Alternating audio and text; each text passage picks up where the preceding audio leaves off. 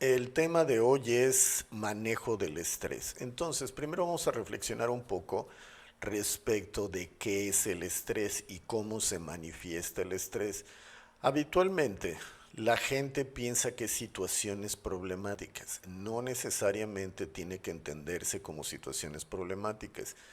Tiene que ver con el volumen de actividades que tenemos que cumplir en día con día. Entonces eso pues genera agobio en algunas personas y eso también hace que la gente esté de aquí para allá. Pero bueno, vamos primero a entenderlo y definirlo como debería de ser. Entonces, ¿qué es lo que entienden ustedes como estrés? Cuando dicen, es interesante porque ya veo a niños muy pequeños que dicen, es que estoy muy estresado, es que tengo estrés. Y decir, bueno, ¿y de dónde sacas eso? ¿Cómo llegaste a esa conclusión de que tienes estrés? Es decir, ¿cómo se manifiesta en los términos generales esa situación de tener estrés? Entonces, ¿qué es tener estrés? Platíquenme ustedes. Entonces, ¿es estar agobiado, estar cansado, el estar exigido? ¿Cómo lo podrían traducir ustedes? ¿Qué es lo que creen? Sentirnos agobiados, nos dice la doctora. ¿Qué más? ¿Qué otra cosa podrían identificar como estrés? Por ejemplo, hay quien dice estrés de tratar con los niños, estrés de ir a la escuela, estrés de cumplir con los compromisos del trabajo, etcétera. Entonces, ahora resulta que todo lo que nos exige es estrés. ¿Cuál sería la diferencia? Entonces, primero hay que, perdón, reflexionar en este sentido. ¿Es todo es estrés? Porque recuerden que mucha de la percepción que tenemos, perdón, mucho del estrés que manejamos tiene que ver con interpretaciones. Perdón. Entonces, esas interpretaciones tiene que saber cuándo le llamamos una cosa así, porque no sé qué opinen ustedes, pero cuando le ponemos estrés ahí nos dice nerviosismo, tensión, control sobre algo, etcétera. Lo que quiero que entendamos es una cosa.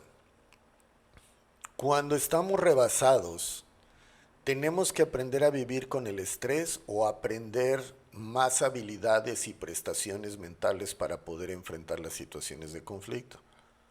Pudiera ser cansancio, bueno, ok, eso es lo que dice Miriam.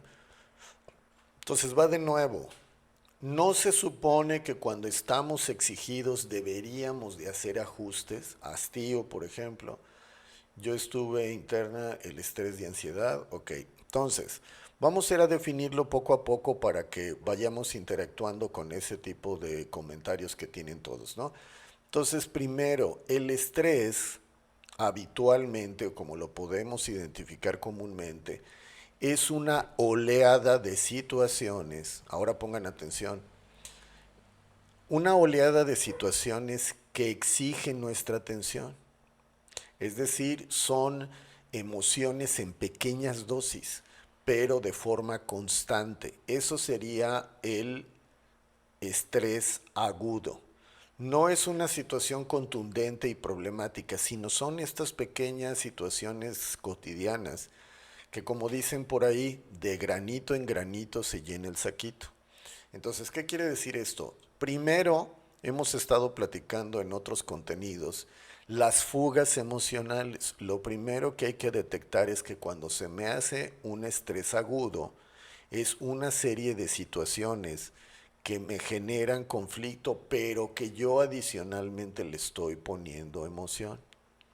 ¿Se acuerdan que platicamos de lo que vendría siendo fugas emocionales? Hay muchas situaciones en la vida que no requieren que pongamos una emoción fuerte en cada cosa. Por ejemplo, si se me quemó algo en el desayuno, si salí y hay tráfico, o sea, hay una serie de cosas que tienen que identificar que son parte de la vida cotidiana y que se van a presentar con mucha frecuencia.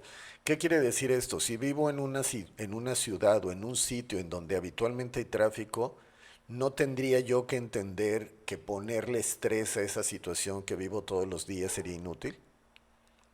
¿Tiene sentido? Entonces, primero, para que sea agudo es que no lo atiendo. Es decir, el estrés agudo es algo que se presenta con frecuencia, son pequeñas dosis de situaciones problemáticas o situaciones que se van a presentar, pero de alguna manera yo tengo que hacer un ajuste. O sea, por ejemplo, si me tardé en el desayuno de los niños, tengo que hacer un ajuste para que esa preparación del desayuno sea más eficiente y más práctica, que compre cosas o que prepare cosas o me informe de cosas que tenemos que ir ajustando. ¿Se acuerdan de lo que estuvimos platicando hace un momento? Yo tengo que aprender de hacer todas estas artes de la grabación y todo el asunto, entonces no lo sé. Entonces, para que yo no me estrese, tengo que tener mayor conocimiento y mayor destreza precisamente para poder enfrentar lo que estoy haciendo, ¿ok? Entonces, ¿cuáles serían las manifestaciones que se presentan con mayor frecuencia para poder identificar el estrés? Tiene ciertas manifestaciones como agonía emocional, que es enojo, irritabilidad, ansiedad, depresión, etcétera. Es decir, es la parte emocional. Es cuando se manifiesta una emoción y entonces tenemos síntomas. La otra tiene que ver con cuestiones físicas, tiene que ver con dolores musculares, contracturas, tensión y en algunos casos insomnio. ¿Ok? Entonces digamos que esa es la primera parte de lo que vendría siendo un tipo de estrés agudo. ¿Sí? Entonces, ¿qué sucede cuando estamos hablando de cuando volvemos lo agudo crónico? ¿Cuál es la diferencia entre lo agudo y lo crónico? ¿Lo saben? O sea, para poderlo precisar, dolores de cabeza, náusea, como nos dice Terry, así es. Puede manifestarse de diferentes maneras porque las personas manifestamos la problemática que tenemos de diferente manera. Alguien que se le va a soltar el estómago, alguien que le va a dar jaqueca, otra persona va a tener dificultades para dormir, otra persona va a estar irritable, etcétera. A ver, lo crónico y lo agudo, ¿qué sería? A ver, platíquenme, ¿tienen más o menos idea de lo que estamos hablando?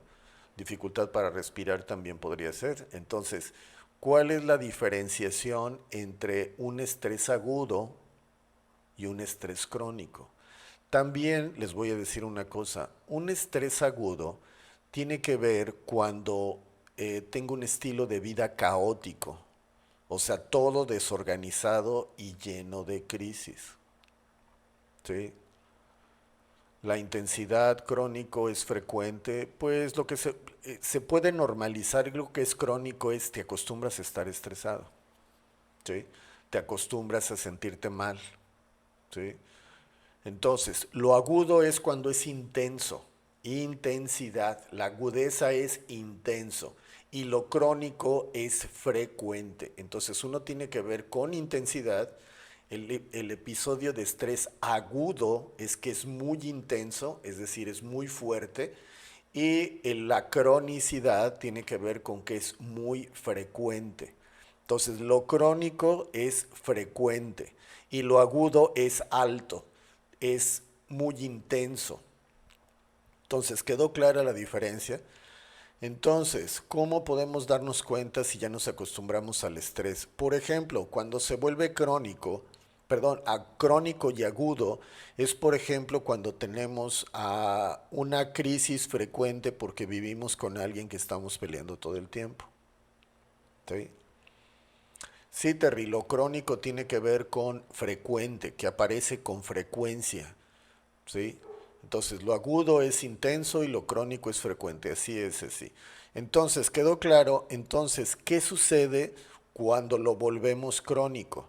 Cuando lo volvemos crónico es que no resolvemos la situación estresante y entonces aprendemos a vivir con la situación estresante. Y eso puede ser una persona, ¿eh? Entonces, cuando te acostumbras a estar peleando, perdón, con una pareja o con alguien que vive en tu casa, perdón, tiene que ver con eso. Entonces, ¿el estrés se puede volver ansiedad? Sí, es una etapa. No digamos que de forma totalmente, digamos, oficial o directamente, pero puede ser una causal. Entonces, cuando estamos sometidos a mucha exigencia emocional y física, puede desembocar en ansiedad crónica, probablemente sí. O sea, sí puede ser un detonante. Entonces, casi todos los que hemos estado sometidos a ansiedad, estamos bajo situaciones estresantes, sí o no, pónganme aquí sí o no. Los que ahorita están viendo este contenido y tienen ansiedad, habitualmente la ansiedad es resultante de estados de frecuente estrés, ¿ok? Entonces, ¿qué sucede? El estrés frecuente nos lleva a acostumbrarnos o que los mecanismos de alerta, que son los que mal utilizados más adelante se convierten en ansiedad. Entonces, alguien me podría decir, entonces podemos entender que una persona que está frecuentemente o de forma crónica sometida a situaciones de crisis, discusiones, gritos y demás, puede presentar más adelante ansiedad? Definitivamente sí. ¿Ok? Entonces, ¿el estrés puede ser un detonante o un iniciador de condiciones de ansiedad posteriores? Sí, la respuesta es definitivamente sí. Entonces, tenemos que tener claro esto. Entonces, el estrés crónico nos puede llevar a problemas de salud y problemas emocionales. Esto que acabamos de decir, habitualmente si estamos con situaciones estresantes con mucha frecuencia y con mucha intensidad, podemos desarrollar dos cosas, ansiedad y depresión. Porque el cuerpo, de tanto estar sometido a esta exigencia sin solución, llega un momento que empieza a ceder y entonces lo van a confundir o se puede mezclar con enfermedades que no sabemos de dónde salen y de fatiga, ¿sí? Entonces, el asunto es que cuando ya podemos estar sugiriendo de que tenemos una situación fuerte, nos vamos a estar fatigando, enfermando y ansiedad y depresión. No está relacionada con padecimientos cardíacos, es palpitaciones, ¿sí? Pero no son problemas cardíacos. Tener palpitaciones no es lo mismo que tener insuficiencia o un padecimiento cardiovascular. No tiene nada que ver una cosa con la otra. Entonces se desarrolla una enfermedad de ese tipo. Difícilmente creo que podemos enlazarla. No hay evidencia hasta donde yo tengo conocimiento. Trabajo estresante y pareja narcisista. Pues tienes que arreglarlo. Claro, tienes que arreglarlo. ¿Por qué, Marisela? Porque si no también va a pegar en el estómago. Sí, habitualmente empieza con esa situación. Empieza a aparecer fatiga, empieza a aparecer desilusión, empieza a aparecer tristeza, depresión, etcétera. Y todo eso es una somatización, son, digamos, síntomas psicosomáticos. Entonces, básicamente, la vida actual pues tiene muchos retos, o sea, tenemos que responder a muchas actividades, tenerlas perfectamente dominadas y tenerla totalmente todo al 100%. Colon irritado, ok, sí, pues sí, Maricela, Marcelina, es lógico que se tenga esa situación. Entonces, primero hay que ver cómo podemos lidiar con eso. Entonces, vamos a comentar algunas estrategias. No hay mucho más que decir, o sea, es decir, son cómo interpretamos las cosas, o sea, un pequeño resumen sería cómo interpreto las cosas primero, para decir es una situación estresante o es una situación habitual que tengo que aprender a lidiar con ella de forma más eficiente, o son diferencias conceptuales, emocionales que tengo con la gente con la que convivo, ¿sí? Puede ser también reflejar en rachas momentáneas, sí, podría ser, también puede haber erupciones en la piel o manifestaciones cutáneas, sí, definitivamente sí, sí es posible. Entonces, estábamos diciendo de que tenemos situaciones cotidianas que interpretamos negativamente, ese sería un camino. Dos, tengo situaciones realmente problemáticas que no estoy resolviendo y entonces empiezo a vivir con ellas y luego las normalizo. Y si normalizo esas condiciones, lo que va a suceder es que me estoy convirtiendo en una persona disfuncional. El hipotiroidismo no creo que tenga una relación directa con el estrés, pero puede haber desequilibrios, pero no hay evidencia que sea un elemento evidenciable e identificable como un desencadenante de hipotiroidismo. ¿Ok? Entonces, ¿cuáles serían algunas maneras de poder manejar el estrés pues, de forma medianamente razonable? Primero tengo que identificar la sintomatología. ¿Ok? ¿Cuándo es estrés? Cuando es muy frecuente y empiezo a tener síntomas. Entonces, señales físicas y emocionales que nos está enviando el cuerpo para decir algo anda mal. Yo tuve una crisis aguda de hipotiroidismo por mi ex narcisista también. Ok, sí puede ser, pero tiene que ver con muchas situaciones. Es multifactorial, entonces no me gustaría hacer una aseveración que exclusivamente te puede dar el hipotiroidismo relacionado a una situación conflictiva que puedes tener en tu vida personal. No sería específicamente eso, pero si ustedes lo están refiriendo, lo asentamos y lo suscribimos, ¿verdad?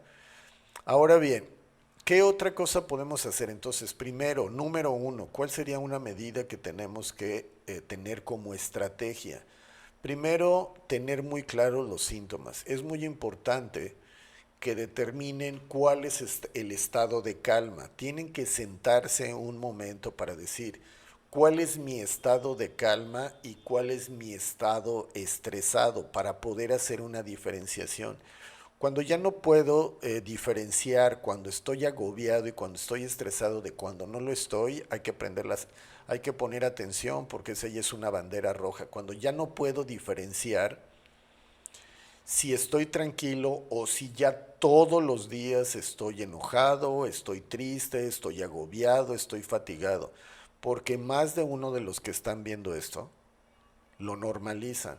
No los ves tranquilos, ni siquiera cuando están de vacaciones, porque se van de vacaciones y todavía siguen con la chingadera de ¿y cuándo vamos a regresar? Y voy a regresar y hay mucho trabajo y voy a tener que ver con la casa. O sea, no se desconectan y cuando tenemos los dispositivos que nos vinculan con nuestro trabajo día y noche, eso se conflictúa aún todavía más. Porque la hiperconexión o hiperconectabilidad o conexión con personas de la familia o con trabajo que dificulta el proceso de relajación, pues va a ser complicado y ahí pasamos al siguiente punto. Otro de los puntos que hay que manifestar es cómo me relajo. ¿Sí? Hay gente que no sabe cómo hacerlo, lo que acabo de decir, aunque se vaya de vacaciones no sabe cómo apagar la mente. Ya después en otro momento tomaré nota para ver cómo hacer eso. ¿Sí? A veces, aunque no haya trabajo, la ansiedad da, sí, Love, así es. Entonces tenemos que entender una cosa, tenemos que aprender a relajarnos, ¿sí? Yo siento los dos estados en el día, ¿ok? Entonces, tenemos que aprender a relajarnos. Puede ser música, porque si no hay gente que para relajarse consume sustancias legales o ilegales y pues eso no está padre, porque tenemos que aprender a relajarnos sin necesidad de ninguna sustancia y ninguna ayuda. Tenemos que aprender a acostarnos o sentarnos, respirar profundamente y empezar a bajar la velocidad. Eso ya hablaremos más adelante porque es un tema pues muy amplio en donde podemos hacer eso. Lo que sí es importante, que es la tercera medida, es hacer ejercicio periódicamente.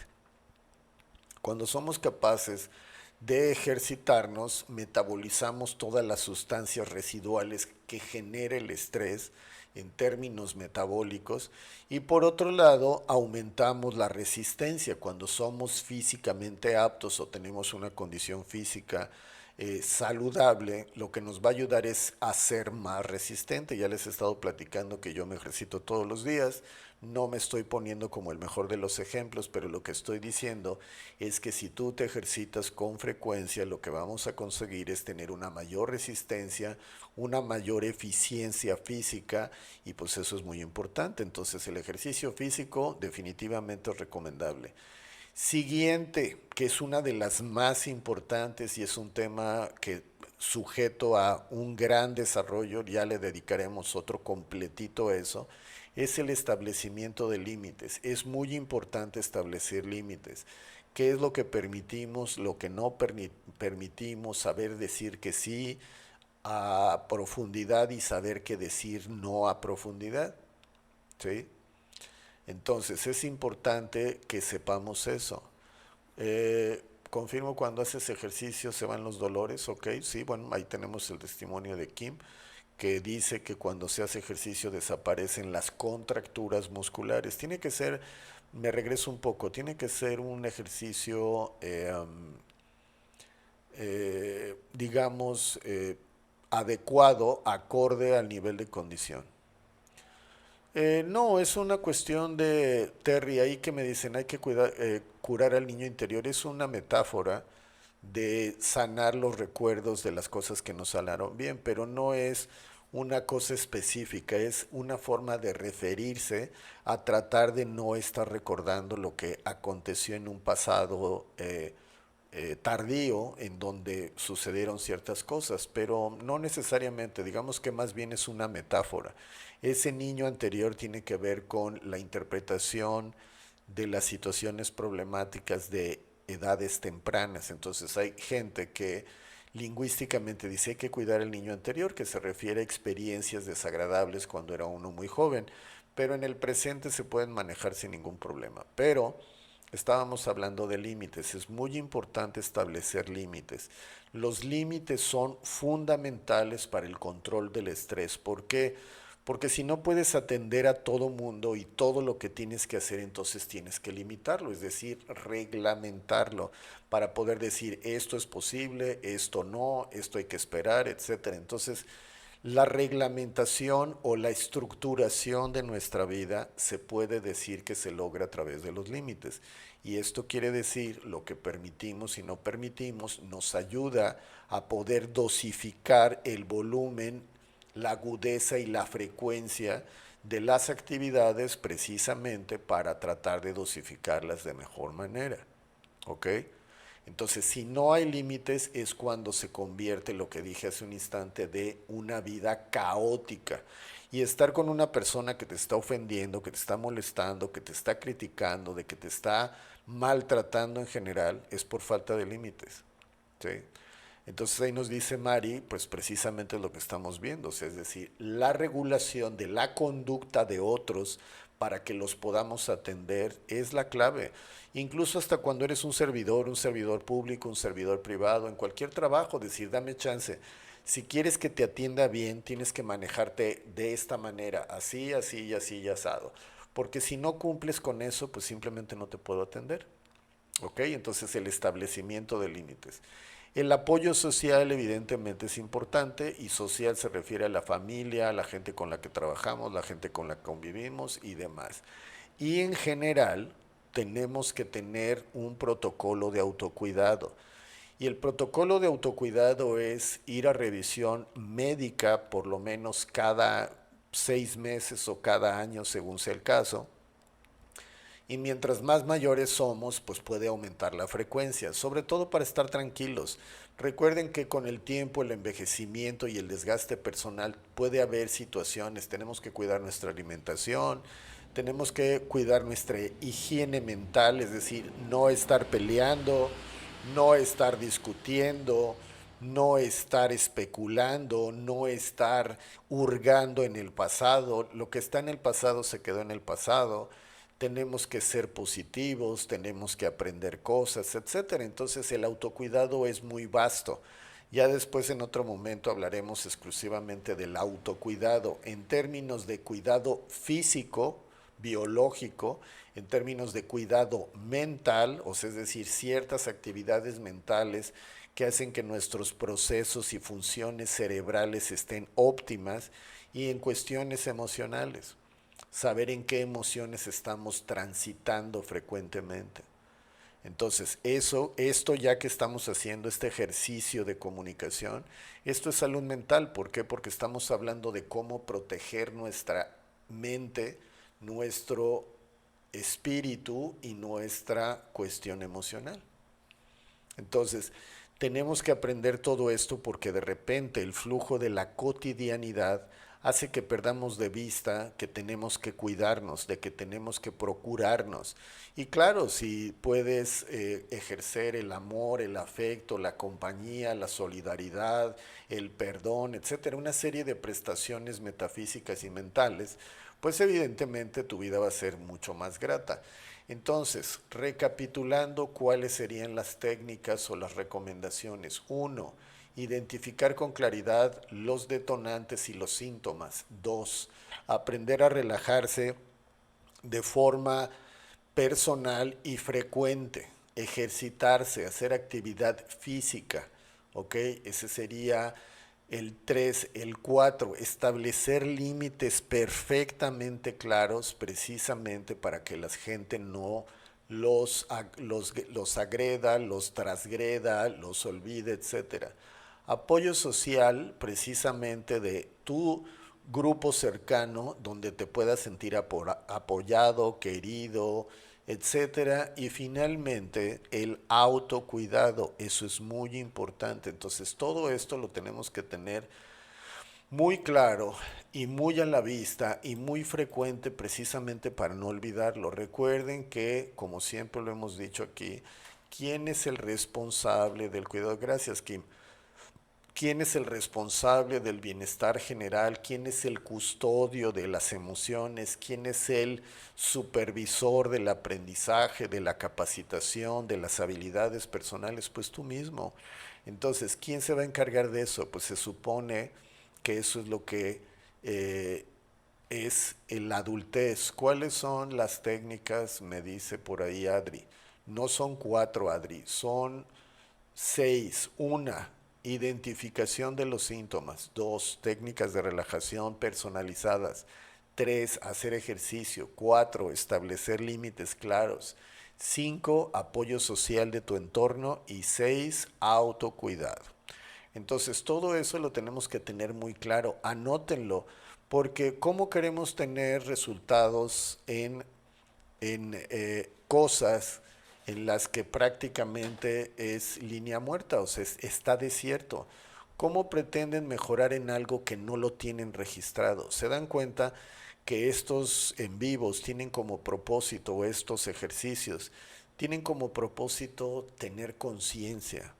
La conciencia es anotar como una revisión.